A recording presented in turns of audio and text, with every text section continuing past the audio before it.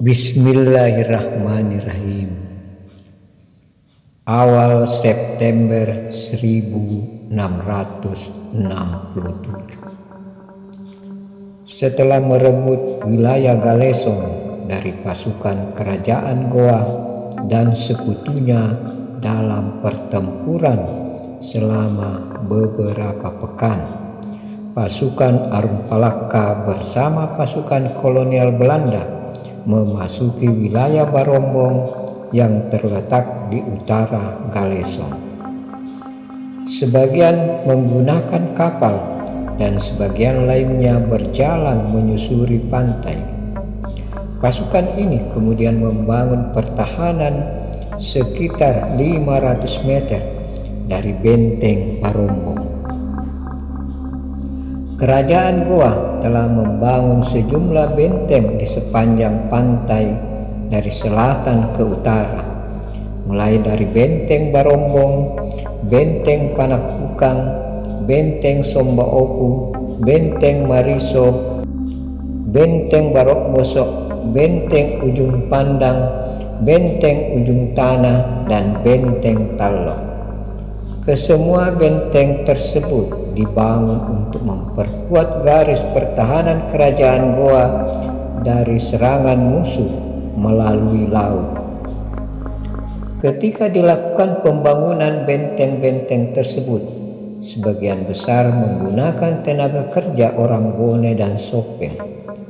Setelah kekalahan kerajaan Bone dari kerajaan Goa dalam Perang Pasempe pada tahun 1644, kerajaan Bone dan Sopeng harus takluk dan status wilayah kerajaan diturunkan dari daerah taklukan menjadi daerah budak. Maka terjadi penggeringan sekitar 10.000 orang Bone dan Sopeng dibawa ke wilayah Makassar untuk dipekerjakan membangun parit dan benteng pertahanan kerajaan Goa.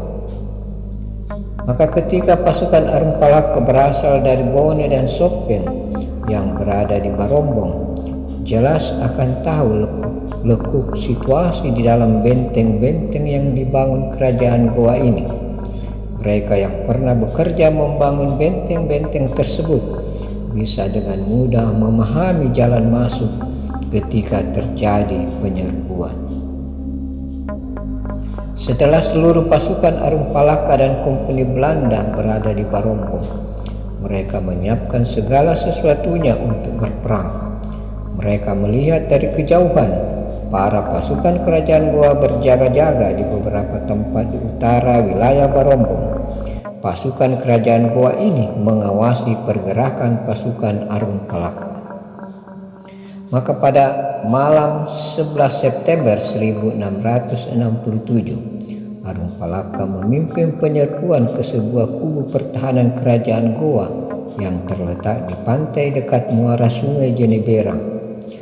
Penyerbuan itu dilakukan untuk memperpendek garis pertahanan pasukan Bugis dari benteng Sombaopu yang merupakan pusat komando pasukan kerajaan Goa.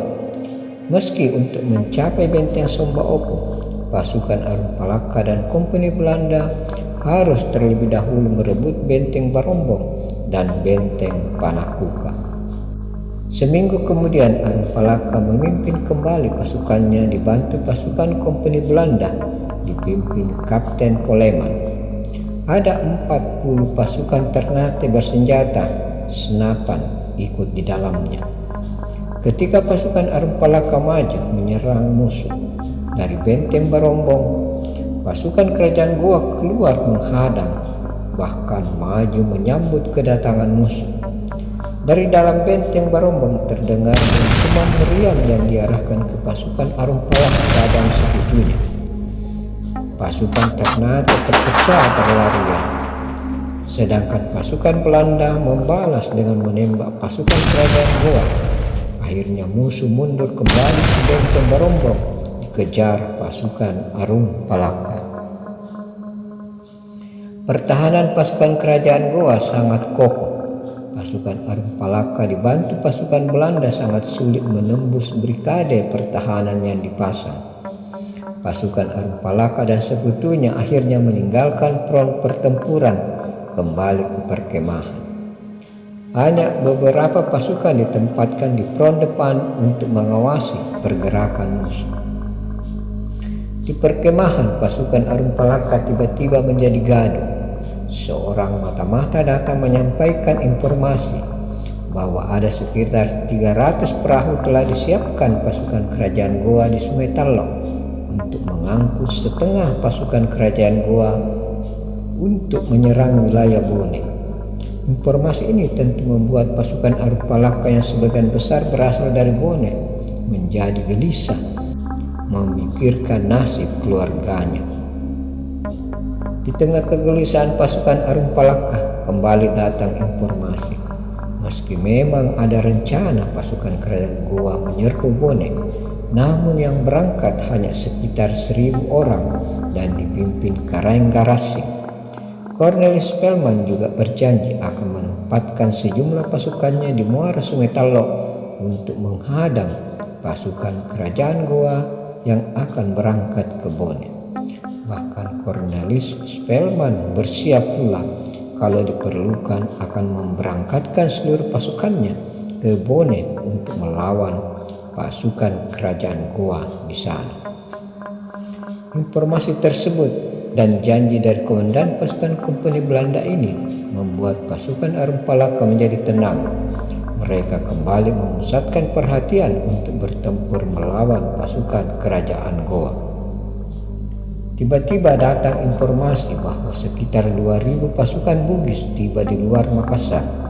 Pasukan ini dipimpin Arung Apanang dari Sopeng.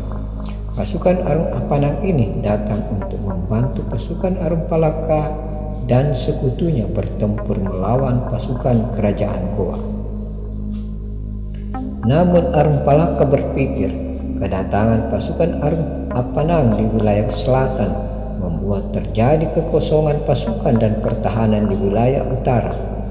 Meskipun pasukan Arung Apanang ini sudah menaklukkan sejumlah kerajaan di pantai barat, namun kelanjutan untuk meyakinkan kerajaan-kerajaan dan rakyatnya di wilayah pantai barat bahwa telah terjadi perubahan dominasi kekuasaan dari kerajaan Goa ke kerajaan Bone Sopeng harus tetap berlangsung sebagai bagian dari kampanye politik kekuasaan.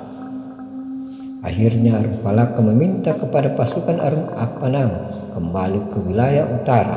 Di sana mereka diminta untuk menjaga situasi bahwa dominasi kekuasaan kerajaan Goa telah berakhir di wilayah utara.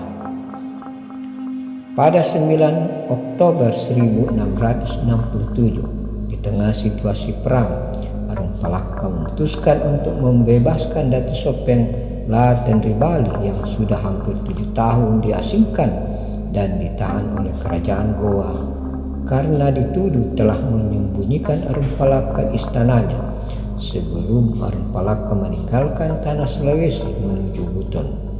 Itu terjadi pada Desember 1660. Arum Palaka tahu bahwa Datu Sopeng bersama keluarganya dan para pelayannya diasingkan di Kampung Sanrangang. Ia tahu Kampung Sanrangang ini tidak jauh dari Barombong. Arum Palaka merasa berhutang budi.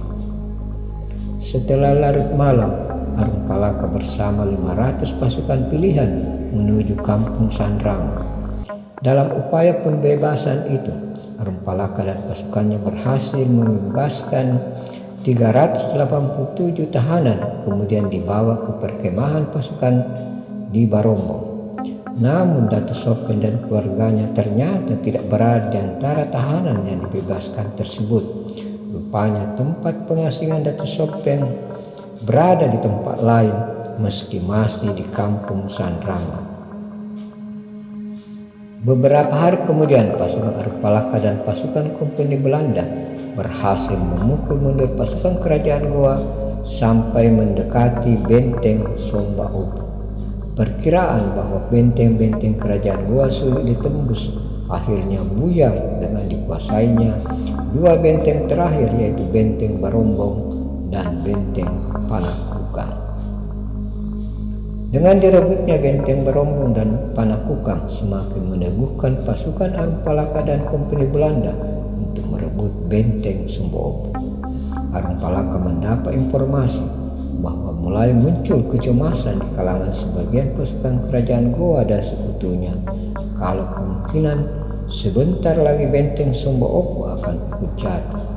Demikian pula para pemimpin sekutu kerajaan Goa mulai berpikir ulang apakah tetap mempertahankan persekutuan mereka atau bagaimana, dengan melihat semakin melemahnya daya juang dan pertahanan kerajaan Goa.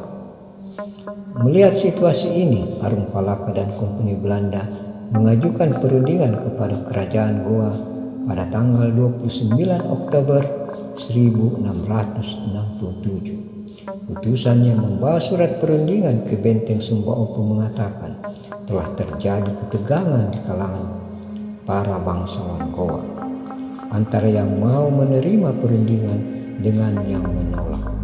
Maka akhirnya diputuskan diadakan gencatan senjata selama 3 hari untuk memikirkan tawaran perundingan itu. Yang menegangkan, tiba-tiba Cornelis Spelman memberi ultimatum kepada kerajaan Goa. Komandan pasukan Kompeni Belanda ini memberi surat susulan bahwa apabila tidak ada balasan dari pihak kerajaan Goa terhadap permintaan mereka, maka Benteng Sumba Opu akan diserang. Dasar pemberian ultimatum itu karena kerajaan Goa semakin melemah dan terjadi perpecahan di kalangan bangsawan kerajaan Goa. Sekian.